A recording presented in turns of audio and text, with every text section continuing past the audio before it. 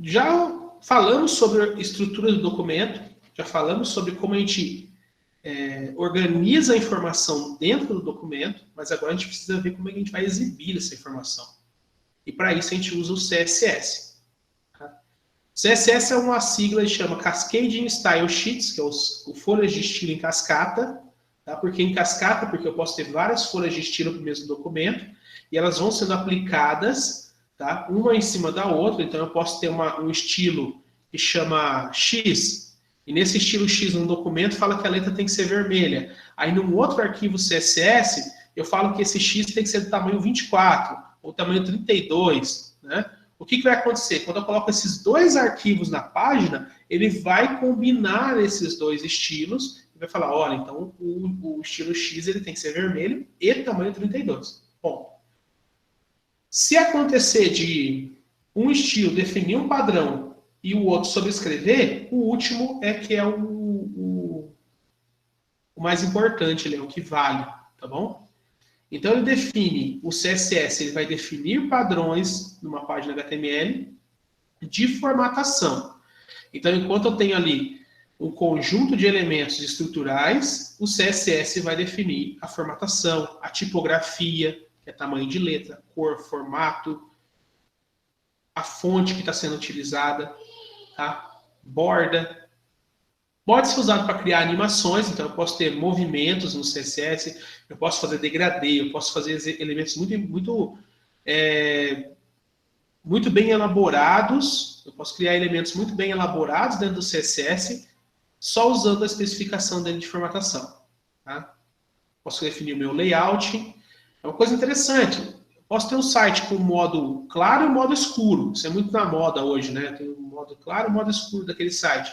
É simplesmente trocar o CSS daquele site. Então, se eu tenho um site com CSS escuro, eu vou lá, não quero claro. Então, eu vou lá e troco o CSS, carrego novamente esse documento, tema claro, e ele vai mostrar o tema claro.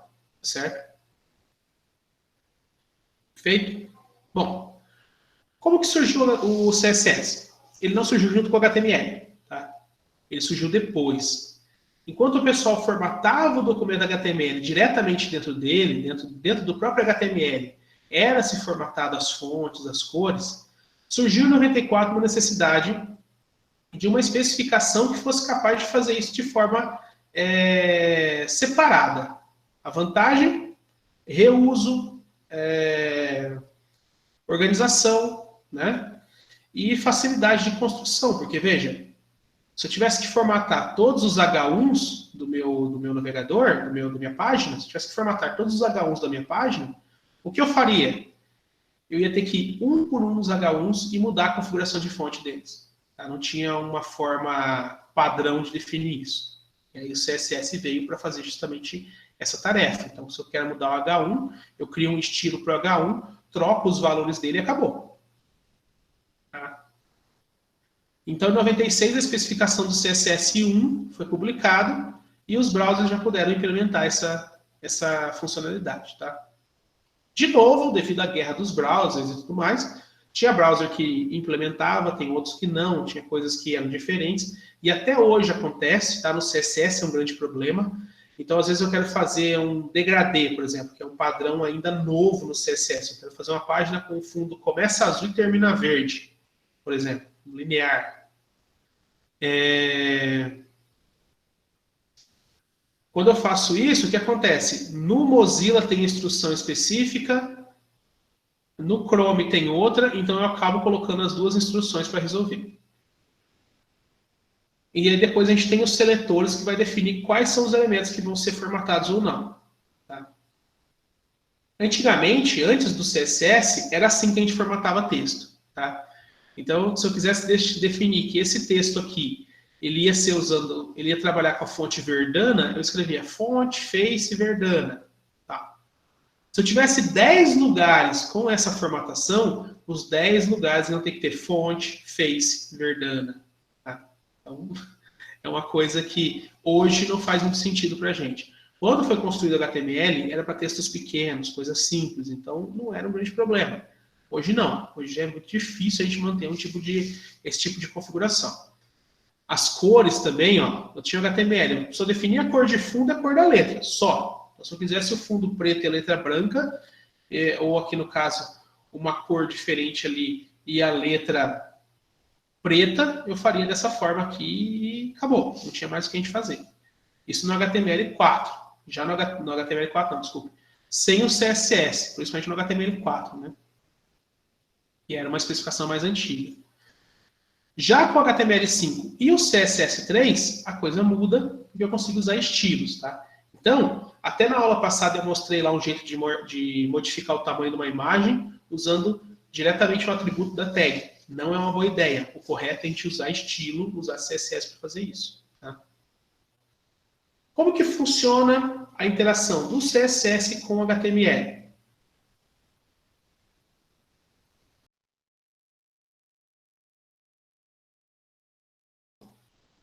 A interação entre o CSS e o HTML, ela acontece por meio de estilos que a gente insere dentro do documento. Tem 3 formas de colocar esses estilos dentro do documento. Ou eu coloco todo documento visual no HTML, ele vai ter uma tag chamada style, e dentro desse style eu consigo escrever como vai ser a formatação, que é basicamente uma alternativa ao font face lá do HTML4. Tá? Então eu posso colocar um estilo ali. Vamos imaginar o seguinte, eu tenho uma imagem, só aquela imagem tem um certo tamanho específico, eu quero mudar só ela. Então eu posso ir lá e mudar o style. Tá? Caso contrário, se eu tiver 2 imagens, eu já não uso a tag style, não é uma boa ideia. O que eu vou fazer? Eu vou criar tags style lá no meu cabeçalho, no meu documento, vou definir um seletor, vou formatar esse seletor e vou aplicar nas 2 imagens, nas 3, nas 4, nas 50 imagens, nas 1000 imagens do meu site. Eu posso aplicar o mesmo estilo. Ah, agora eu tenho que mudar, colocar uma borda nessa imagem. Perfeito, você vai lá no estilo, coloca a borda, automaticamente todas as imagens do meu documento vão seguir esse mesmo padrão. Tá? Definindo, lógico, o padrão que você especificou no seletor. Eu vou falar que é seletor para ficar mais claro para vocês. Tá? Outra coisa que a gente pode fazer é, a partir do momento que eu crio um estilo, eu posso guardar no documento. Quando eu guardo num arquivo esse estilo, eu consigo reutilizar esse estilo em diversas outras páginas. Então, eu posso criar um documento de CSS com todos os estilos, vou lá e coloco esse comando que está nessa caixinha verde aqui, ó, link, do tipo style sheet, o tipo é texto CSS, e eu linko com o arquivo style.css. Pode ser o arquivo que você quiser, tá? Pode criar uma pasta, guardar dentro, o que você achar melhor, o que você achar melhor organização. Mas, o que é mais importante aqui? Que eu consigo usar em dezenas de páginas o mesmo estilo. Então, olha que legal, eu consigo criar um estilo, um seletor, que pode ser usado em dezenas de tags dentro de uma mesma página, mas se eu guardo num arquivo, eu consigo usar esse CSS em dezenas de lugares, em dezenas de páginas diferentes, ou várias páginas diferentes dentro do meu site. Inclusive, posso reutilizar, então eu posso ter um estilo, eu deixo disponível num servidor, e as pessoas que quiserem usar esse estilo, eles colocam simplesmente a URL para baixar esse arquivo aqui e pronto. Temos um estilo aplicado ao site. Como que funciona o seletor? O seletor ele é o seguinte, ele é um conjunto de regras. Tá? Então esse seletor ele vai definir regras de formatação, ele vai estar dessa maneira aqui. Ó. Se eu tiver dentro do arquivo ou da minha tag style. Se eu tiver dentro do atributo style, aí eu insiro a regra diretamente naquele atributo. Por quê? Porque aí eu não tenho dúvidas em qual tag ou em qual lugar eu vou aplicar. Tá? Se eu tiver dúvidas, é porque eu estou tentando aplicar tentando aplicar em mais de uma tag ou numa tag que esteja lá fora do meu documento, em outro lugar. Então aí eu uso o seletor. Se eu quiser colocar dentro de uma tag específica, eu simplesmente coloco as regras dentro do atributo style. Tá? Então a regra aqui é a mesma. Okay? Como que funciona? Eu defino um seletor. Esse seletor é um padrão. Tá? É um padrão. Quem já estudou expressões regulares, quem já estudou casamento de padrão de alguma maneira, tá? É um padrão que você vai seguir. Tá? A gente tem basicamente 3 seletores, que é o de tag, o de classe e o de identificador. Mas tem outras dezenas de formas de usar seletores, mas os mais comuns são esses 3 que eu vou apresentar daqui a pouco.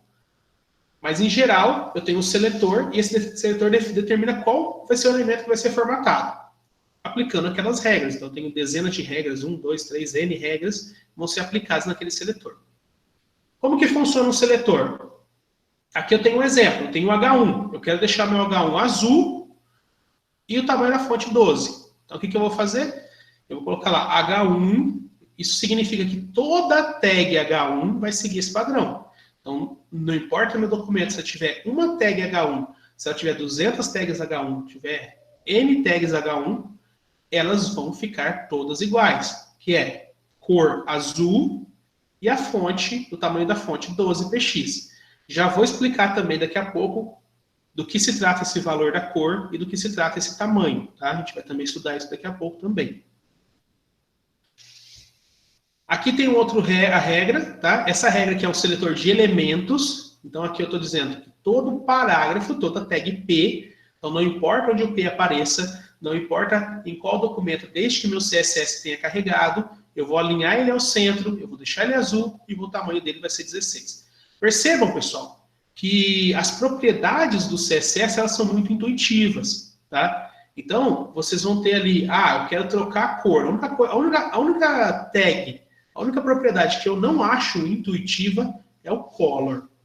O color define a cor do texto. Mas, por exemplo, se eu quiser mudar o fundo de algum elemento, é background-color.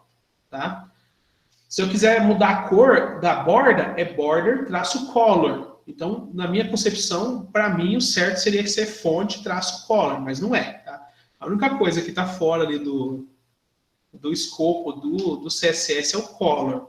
Eu acredito que é relacionado com especificações antigas, aí o pessoal mantém a retrocompatibilidade. Então, se você tem um CSS lá da versão 1, 2, a versão 3, todos eles têm que funcionar, né? Então, eu acredito que seja isso.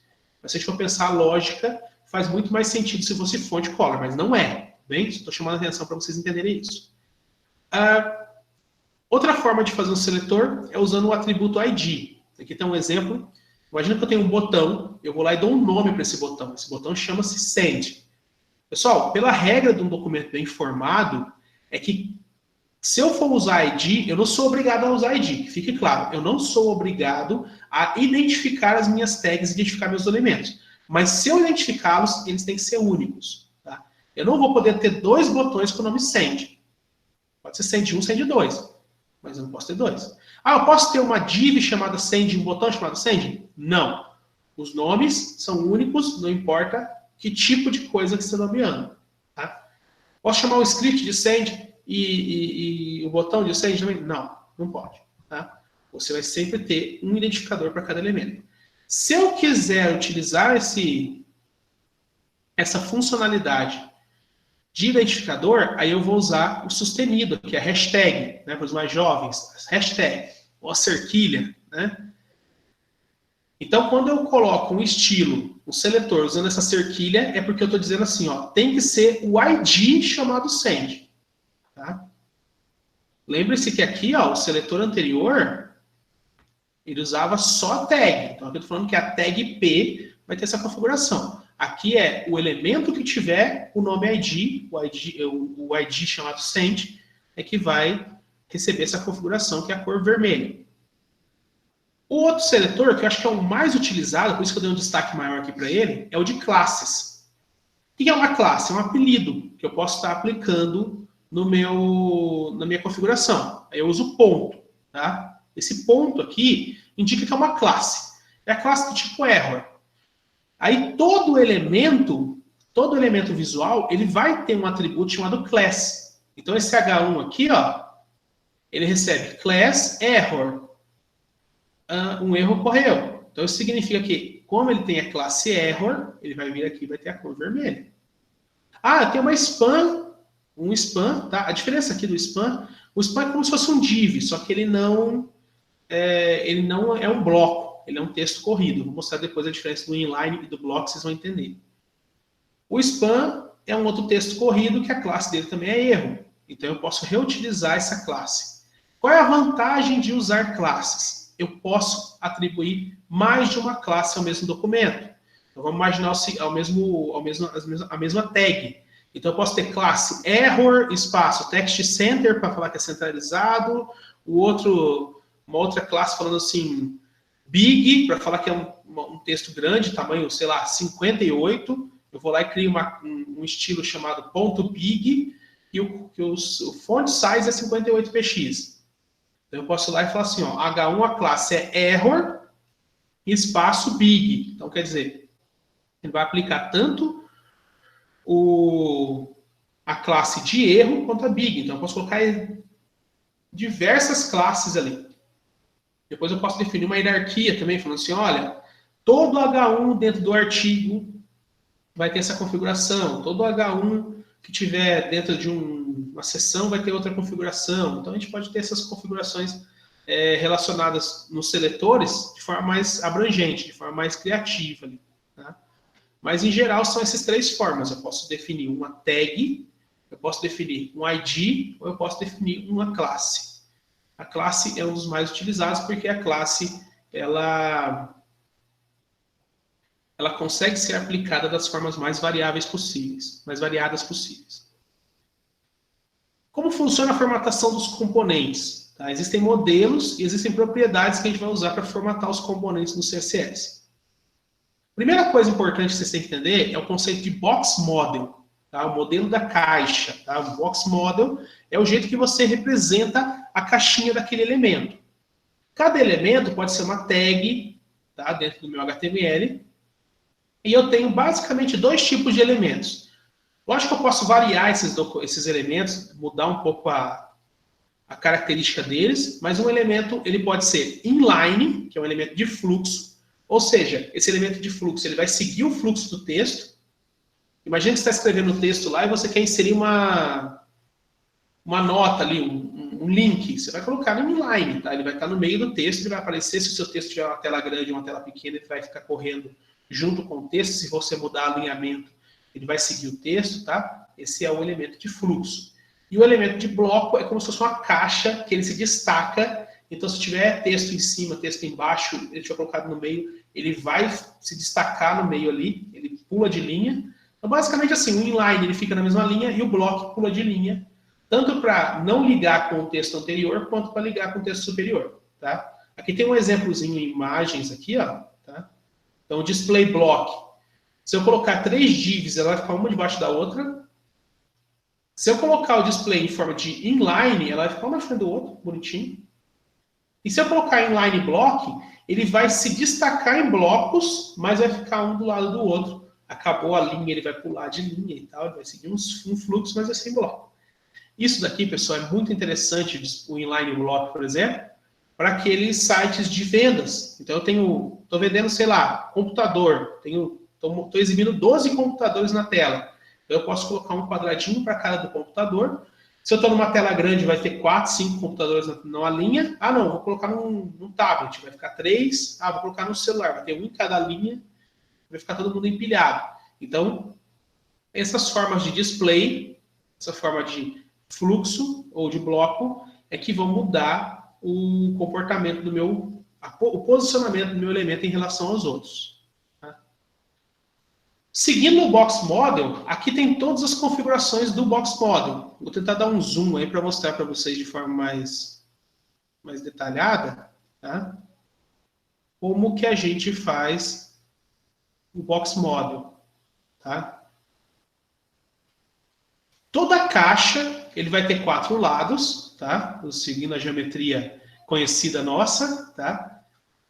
Todo box vai ter 4 lados. E ele vai ter largura e altura. Então, a propriedade height e width vão definir, height e width vai definir a largura e a altura da minha caixa. Então, se eu quiser uma caixa de 300 pixels, eu vou colocar lá width 300 pixels. Quero a altura de 15 pixels, height, 15 pixels. Tá? Aí eu tenho a distância da borda até o conteúdo. É o padding. Tá? Padding left, top, right e bottom. Então, tudo que estiver em volta da caixa vai ter topo, fundo, esquerda, direita, tá? Tudo. Seja a borda, ó, tem border left, border bottom, border right, border top, tá? Se eu quiser distanciar o meu conteúdo da minha borda, eu uso o padding. E se eu quiser da minha borda distanciar o restante do conteúdo, eu uso o margin. Então o margin é do lado de fora, border da border. E o padding é do lado de dentro da borda, tá? Aí eu tenho o top e o left. Top é a distância do topo, e o left é a distância da margem esquerda. Eu tenho o right, que é a distância da margem direita, e o bottom, que é a distância do fundo da minha página, tá? Do rodapé dela. O border, ele tem border widget, border color, border style e border radius. Widget é a largura da minha linha. Então, se eu quiser uma linha mais grossa, eu coloco 2px, 3, 10, 20px. É uma linha. Se eu quiser trocar a cor dessa linha, eu coloco color. Se eu quiser colocar o style, se vai ser tracejado, pontilhado, tracinho, pontinho, se vai ser de diversas formas, eu uso style. E o radius é o arredondamento da minha borda. Então, se eu tenho um radius 0, eu tenho ângulos retos. Ah, não, eu tenho um radius 5. Então, ele vai dar uma pequena arredondada, tá? Se eu tenho tenho radius 50, vai ficar praticamente um círculo. Então, sim, o box model pode formar um círculo, tá? Você usa o radius, aumenta o radius no máximo, ele vai virar um círculo, tá bom? Então, existem alguns estilos aí. Tem coisa muito legal em CSS, tá, pessoal? Que o Border Box Model faz. Você consegue fazer desenhos muito complexos usando ele, tá? Só entendendo como é que funciona o comportamento dessa configuração, ok? Como a gente falou de largura, de tamanho, de espessura, a gente tem que falar de unidades. Como que o CSS mede as unidades? A unidade é um desafio muito grande, tá? Por quê? Porque eu tenho telas de tamanhos diferentes. Então, eu não posso usar, por exemplo, centímetros. Por quê? Porque se eu usar centímetros, 1 centímetro no meu celular é um tamanho extremamente diferente de 1 centímetro na minha tela de 23 polegadas. 1 centímetro na minha televisão de 58 polegadas. Tá?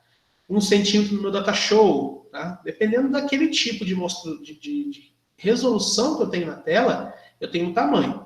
Mas 1 centímetro faz muito sentido, por exemplo, no papel. Então, se eu estiver formatando um documento que vai ser impresso, tá? Vocês sabem que vocês podem imprimir uma página web, não tem problema nenhum a gente usar essas unidades em CSS usando centímetro. Tá? É muito comum a gente usar pixels ou usar porcentagens. Tá? Então, basicamente, todas as unidades que a gente pensa em tamanhos, em grandezas, a gente vai ter o valor dela, que é o que está destacado em vermelho, e a unidade que ela representa. Preciso usar o mesmo valor na página inteira? A resposta é não, não preciso. Eu posso ter, até dentro do mesmo estilo, da mesma regra, eu posso ter valores diferentes, dependendo do que eu quero. Essas unidades, elas se definem em absolutas e relativas. Tá? A unidade absoluta é aquela unidade da nossa vida aí, do dia a dia, centímetro, milímetro, polegada, pixel, ponto ou pica. Isso aqui possivelmente é usado mais na parte gráfica, né? O pixel, ele tem uma questão de pixel por polegada, resolução, né, de pixels. Então aqui tem até um exemplo de como é que é o Mac, por exemplo, o Windows, o mobile, ou até o display de retina, que é a partir da sua resolução a quantidade de pixels que vai ter num pixel daquela tela. Então isso é extremamente importante da gente entender, porque isso vai mudar a nossa concepção ali da tela, tá? Do jeito que a gente faz as coisas. Por exemplo, se eu coloco uma borda com uma largura de 10 pixels no monitor grande, uma resolução alta, tranquilamente essa borda vai ficar bem fininha ali, vai ficar relativamente pequena. Se eu colocar 10 pixels num celular, que tem uma resolução baixa, vai dar uma destacada bem maior. Tá? Então a gente tem que tomar um pouco de cuidado em usar essas unidades aí. Já as unidades relativas, eu peguei aqui uma tabela para definir essas unidades relativas, elas estão sempre relacionadas com algum tamanho. Então aqui entra aquela questão de vocês darem zoom na tela aí. Tá? Eu tenho a porcentagem, tá? Tanto da fonte quanto da largura da tela ou do tamanho da tela. Então, a porcentagem, eu falo assim, olha, eu quero que essa caixa, esse div, tenha 50% da tela. Então, eu coloco lá, largura 50%. O que ele vai fazer? Ele vai pegar a largura da minha tela, vai dividir pela metade e vai falar, ó, o tamanho da minha tela é esse. O tamanho do meu elemento é esse. Tá? Eu tenho o EM. EM é muito interessante porque é o tamanho da fonte. Ele é relacionado com o tamanho da fonte. O EM é a largura e a altura da letra M na fonte que você escolheu. Você tem uma fonte cursiva, uma fonte serifada, por exemplo. O que é a fonte serifada? É aquele M com aqueles risquinhos do lado, né? Tipo Times New Roman. Ele vai ser um pouquinho mais largo do que uma fonte sem serifa, por exemplo, o Arial. Pensando em duas fontes que são conhecidas por todos. O Arial não tem serifa. Então, o que acontece? O meu M vai ser simplesmente o M liso. Já a fonte serifada, eu vou ter um M e com umas pequenas tracinhos do lado ali, né? Para dar aquela serifa nele. E então quer dizer que a largura em EM de uma fonte serifada é mais larga do que uma fonte sem serifa. Tá? Então tem esses ajustes. Isso aqui está muito ligado à questão gráfica, tá, pessoal? Então tem até aqui um link interessante se vocês quiserem estudar mais sobre isso. Provavelmente no nosso curso a gente vai usar porcentagem ou vai usar pixels. É muito comum que tamanhos a gente use porcentagem, porque a nossa ideia é fazer elementos responsivos. Então, o elemento responsivo, ele vai estar definindo o tamanho dele em relação à mídia que ele tá sendo inserido. Tá? Então, é mais comum a gente usar um elemento em porcentagem, uma unidade relativa usando porcentagem.